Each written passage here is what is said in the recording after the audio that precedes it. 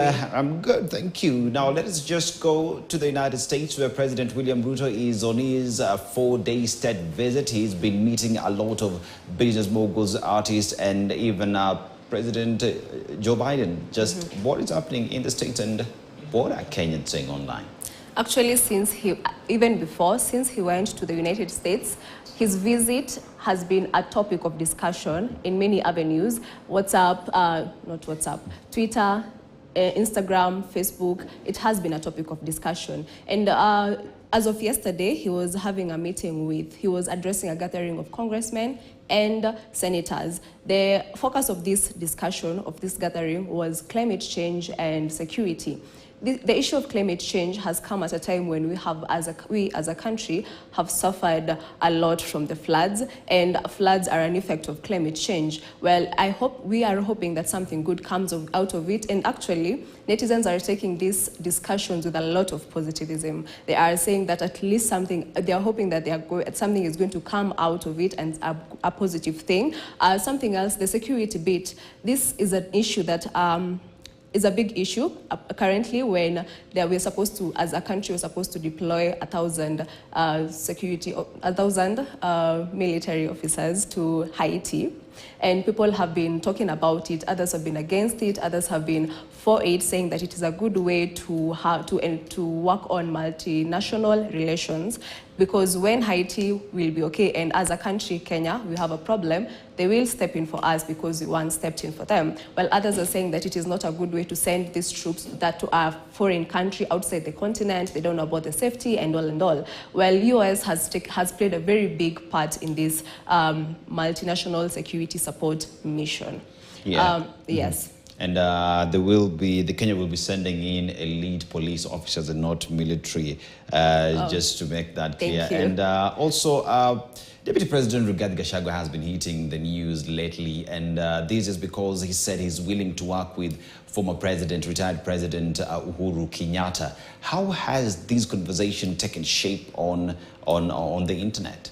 Well, in as much as Kenyans have been shown a lot by politics, they are still surprised. They never thought that someone, Gachagua to be specific, the deputy president, will say that to the former president, Uhuru Kenyatta. Because as media we reported, netizens saw videos. They are actually bringing other videos where Deputy President Gachagua addressed Uhuru Kenyatta not in an unpleasing manner, slandering him in public. As I have said, we reported such.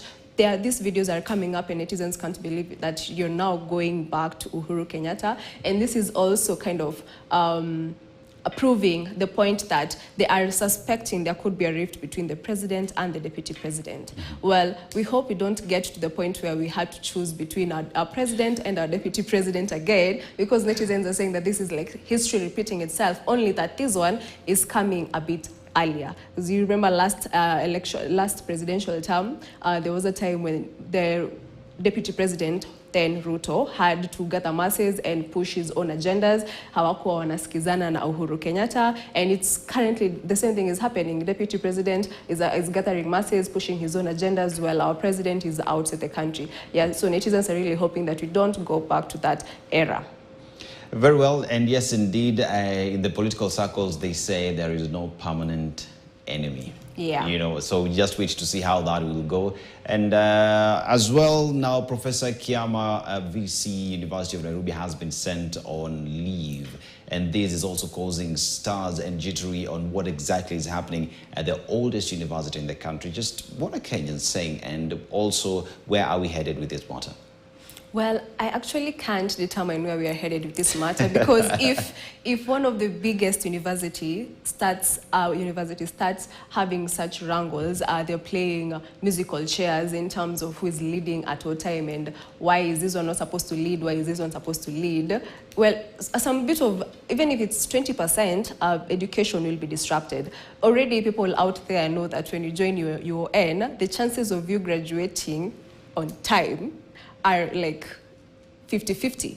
And like other campuses where you go and you can graduate like Well, I went to multimedia and we tried to graduate on time. So if such a thing starts happening, what is going to happen next? Like, it's going to disrupt even if it's not a lot, but a very sensible percentage of education in this country. And other netizens are like, even if they give Professor Kiama a leave again, he will come back because they've seen this before. Remember, there was a time he had gone for a 6 months leave, and he came back with guards to take back his office.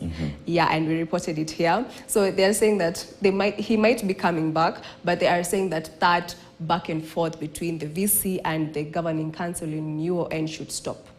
Yes. And yes, indeed, as you've rightfully said, netizens are concerned that these will disrupt education, and rightfully so. We only hope that these wrangles will be handled and sorted out sooner rather than later. And as well, now, over the weekend, there was the Kajiado shooting where 2 people were killed, and now the DCI have stepped into this with investigations, asking everybody who's a licensed gun holder to return, to surrender rather their firearms. This is because of the investigations are going. Are Kenyans speaking to these as well? Yes. They are saying the one thing that is coming out of these conversations, and is really constant, is that they are telling the political leaders, if you go to address a gathering, a mass, and they do not accept what you're saying, don't force, don't push, just leave. Because that is when you start seeing this use of force. And they are saying that incident, the leaders who are there, they used too much force, and it should never happen again. Because when leaders start fighting with masses in public, like really, and we're here trying to uphold peace in our country, it's not going to help us at all. So far, the DCA has said anybody who was in that fracas, who was amidst that fracas and was holding a firearm, whether a bodyguard, whether Kagombe, they should all surrender their firearms to the headquarters so that the ballistic examination can start and determine who killed those 2 people, and one of them being David Nduati, a 26-year-old man. You see, that's a very young life that was lost, and they were trying to build this market so that they can upgrade their economy in their area. So maybe he was like a very crucial supplier, you see. So that's a loss of life and resource. Yeah, and yes, indeed, loss of life, the families there who lost their people. I mean, what is needed is justice for the families, and equally to our politicians, calling upon them to be respectful of human life and to just be decent citizens in whatever it is they do. It does not make sense when you are a leader and you're killing the people that you're supposed to be serving. Thank you very much, Anne Veronica. But now on News Diary, we shall be taking a short commercial break. But when we come back, we shall be having a discussion around the matatu industry. Are they unruly, or are they just misunderstood? This conversation will be with Patricia Mutheu, CEO, Matatu Owners Association. She had this conversation at Spice FM. See you in a bit.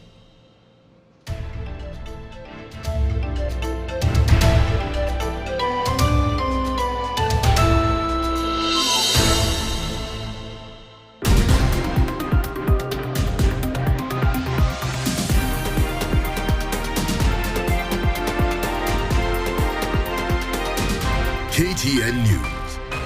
Get the